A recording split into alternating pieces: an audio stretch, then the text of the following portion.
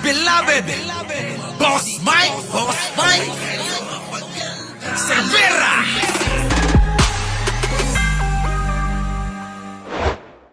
Bayani, muling binanata ni Kita nyo ha.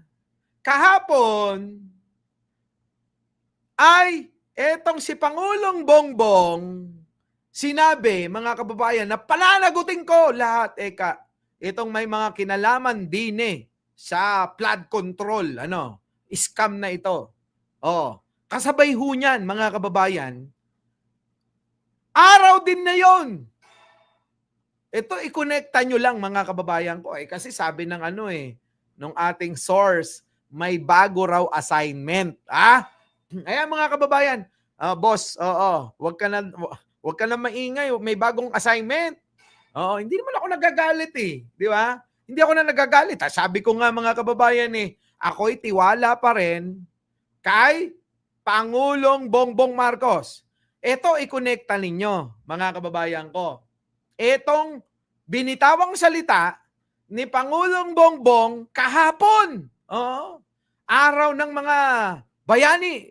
Kahapon, mga kababayan, i-connecta nyo sa ngayong araw na to.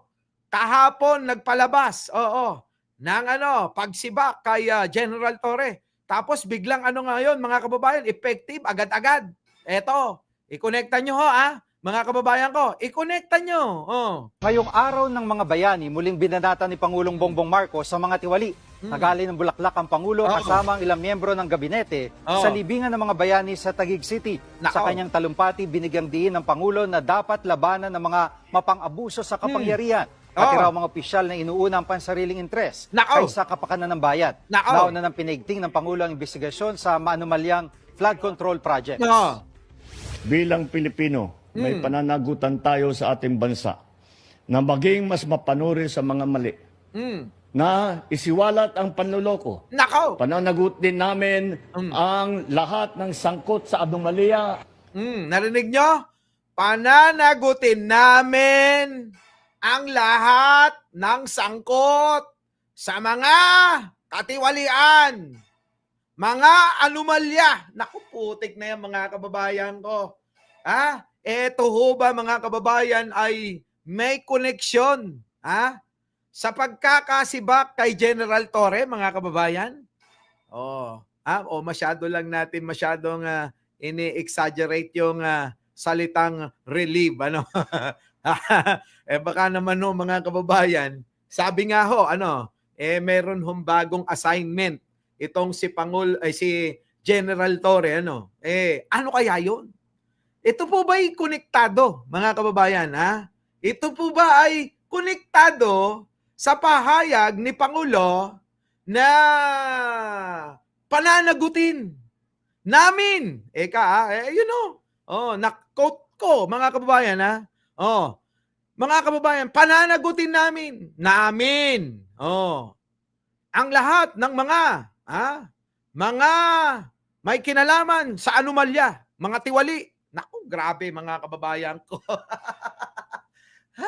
At eto pa. Anong sabi ni Pangulo, mga kababayan? Hindi ako aalis sa Malacanang hanggat hindi ko naaayos ang problemang dulot ng mga sindikato sa flood control project. Naku, mga kababayan, i-connecta nyo na ho, mga kababayan. Mukhang meron talaga. Meron daw meron daw bagong assignment. Ano kaya yon, mga kababayan? Sana nga po, Boss Mike, Torre lang ang may balls, may bagong assign kaysa naman, kaysa naman kay John Vic. Mga kababayan, ano kaya ito? Nagsuble, si Mac. Siya na nga ang imbestigahan niyan. 4 a.m. Israel time, sabing ganun, mga kababayan. So ngayon, mga kababayan ko, kayo ho, mga kababayan. Kasi etong mga salita ni Pangulo, talagang matatalinghaga, mga kababayan. Malayong-malayo Chill lang tayo. Chill lang ho kayo Wag ho kayong magpanic, mga kababayan ba? Baka kayo'y nagpapanik eh. Ay wag. Magtiwala tayo sa ating taga-timon, sa ating pinuno, sa ating leader, sa ating niluklok. Ha? Mga kababayan marami na hong napatunayan si Pangulong Bongbong. Ano po? Marami na ho. Napakulong na ho si Kibuloy. Napakulong na ho si Digong. Ngayon pa ba kayo bibitiw? Mga kababayan naman, ang babaw naman kung dahil lang kay General Torre na pagkakasibak bibitiw tayo, ano? Mga kababayan, si Pangulong Bongbong ay nagtatrabaho ng talaga naman, tahimik, magugulat na lang tayo sa resulta. Hindi niyayabang. Mga kababayan, hindi niyayabang pero ang resulta, yan, binibiti. Si Bulaklak Kabiling naman. Biniting ko ba kayo? Hindi Naayon pa rin naman sa programa yung ating topic ngayon di ba? Kayo naman. Kasama talaga yun. Huwag magpanik, magbaba na lang. Maging kayo mga kababayan ko. Maging vigilante kayo. Panic mode ako. Sabi rito. Panic mode ako, Boss Mike, dahil kay Torre, pero PBBM solid, Marcos, BBM pa rin tayo. Siyempre. Mga kababayan, siyempre, sabi rito, dahil nakakatakot, Boss Mike, kung tatanggalin dahil lang sa mga pagbabalasa ng tao nyo, pag-iisip yun. Hindi ko na-gets. Ito yung taon na, pag-iisip yun. Yes, of course, tiwala pa rin. Yes, of course, tiwala din ako. Tulad mo, Boss Mike, sa mga strategy na, siyempre, mga kababayan, ang Pangulong Bongbong Marcos, matalinong tao yan. Maniwala kayo. Kasi kung yan ay mahina-hina, na tulad ho ng ni Sara Duterte at ni Digunyo, mga kababayan, matagal na ho itong wala sa pwesto. Tama mali, mga kababayan. Kung mahina-hina ho, si Pangulong Bongbong Marcos ay matagal na hong wala ito sa pwesto. Pero mga kababayan, kita nyo naman, maayos pa rin. At dahil ako'y naniniwala, mga kababayan, dahil sa mga pagsisiwalat niya ng mga anomalya, ito malaking bagay kasi ito, malaking porsyento ng pondo ng gobyerno ang nadiskubre at nilantad ng ating butihing Pangulo.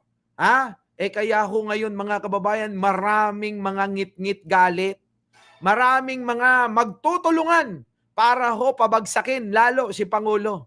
Pero mga kababayan, tandaan ninyo, si Pangulo hindi ho yan basta-basta. Si Pangulo matalino, alam lahat yan kung paano susolusyonan at haharangin ang mga balakid, pagbabalak na pabagsakin yung kanyang administrasyon.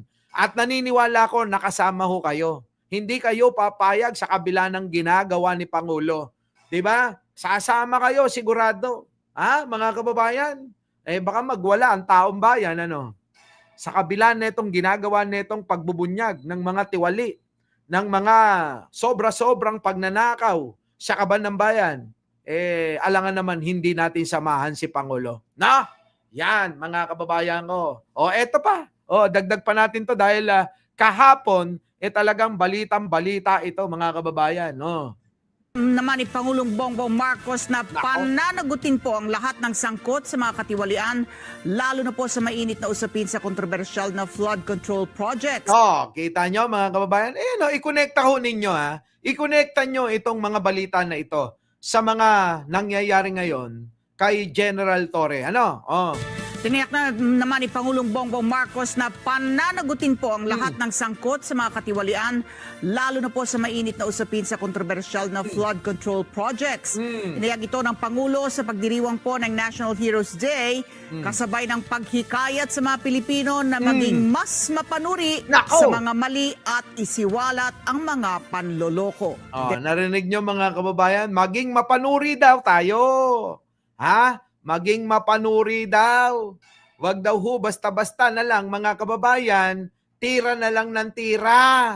Ano po? So, ngayon, mga kababayan, kayo, sa tingin ho ninyo, tingin nyo mga kababayan, ano kaya yung sinabi, Doon sa may nag-chat.